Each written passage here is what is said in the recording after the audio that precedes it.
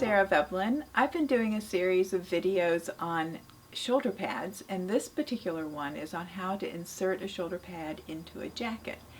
It doesn't take very long and it's really easy, and I'm eager to show you how. I'll be inserting a shoulder pad into this jacket. It was designed to have about a 3/8 of an inch shoulder pad lift. And the shoulder pad I'll be using is this. It's a Japanese shoulder pad, one of the many that I sell, and it has about a 3/8 inch lift here at the shoulder. And so it will be sitting on the shoulder like this. And some shoulder pads are symmetrical here and here. This pad is a little bit fatter here. In other words, if I fold this in half, you can see that a lip of one side is longer here, fatter here. And how I always remember how the shoulder pad goes in is that the fat part goes in front. So that's my mnemonic for it to help me remember. Here we are on the inside of the jacket. Here's the front. The back is towards me because this is my left shoulder. That's the side we're putting the shoulder pad in. If you are going to be using a sleeve head, it should be inserted first, and I will be doing another video on how to do that. The shoulder pad is going to be placed like this. You'll notice that the cupping of the shoulder pad is going up. That's because once the jacket gets turned right side out and is sitting on your shoulder, the cupping will be coming down each side of your shoulder. Another aspect of orientation is how far out the pad comes on the shoulder line, or how far in. I've used a 5/8 of an inch seam allowance, and when I do, I know that the edge of the pad can sit right along the edge of the fabric, and that's a good positioning. In other words, you want a little bit of the shoulder pad extending out into the shoulder. I use 2 attachment points for my shoulder pads, one here and one up here. Other people do this other ways. I encourage you to experiment and find out what works for you.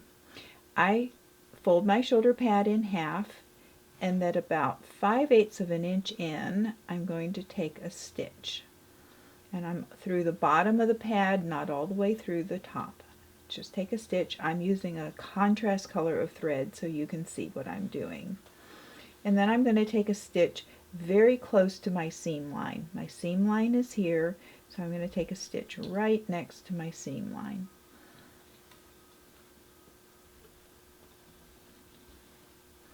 And then I'm going to come back and I'm going to take a stitch in this direction. You'll see my needle is always going from right to left. And you can see that the stitch forms an X.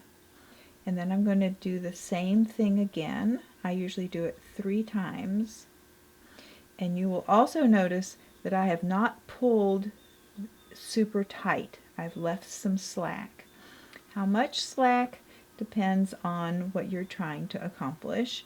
You don't want too much slack because it will mean the shoulder pad can move around more than you would want it to. But you need a little slack. Now I've gone around, and now I'm going to pass my needle behind the middle of the X, and I'm going to pass the needle back through. I'm just making a knot right in the middle of the X, or close to it, and I'm going to do that a few times. And that's going to cinch the shoulder pad just a slight amount closer. And can you see I have a little bit of play there. I used to set my shoulder pads in really firmly, and then I got to experimenting and I realized that I really like it better when I have a little bit of play.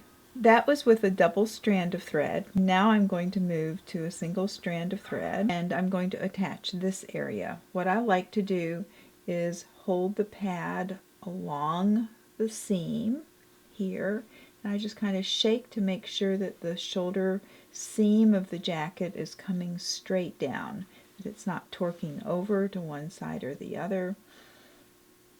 And what this does is helps me keep this edge in alignment rather than getting it skewed like so. I want to have that in alignment.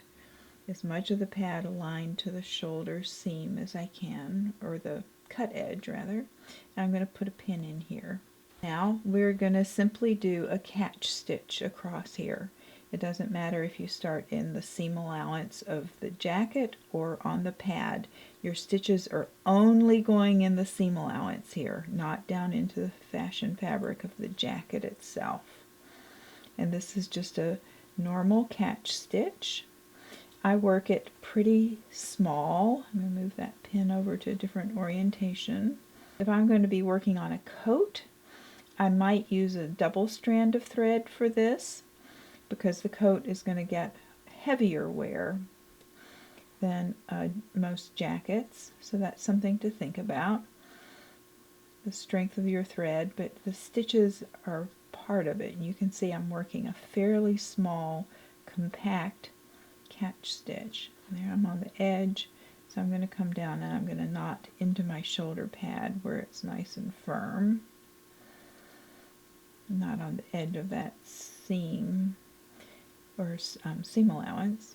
I'm going to make a few little knots there and clip my thread, and that's all there is to it.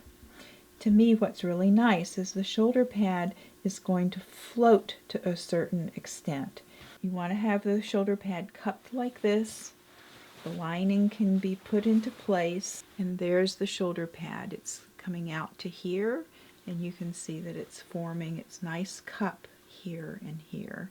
When I first started to sew jackets and insert shoulder pads, I had a feeling that it needed to be in there really firmly, that it couldn't move around. And certainly there are many people who put them in that way and get the results that they like.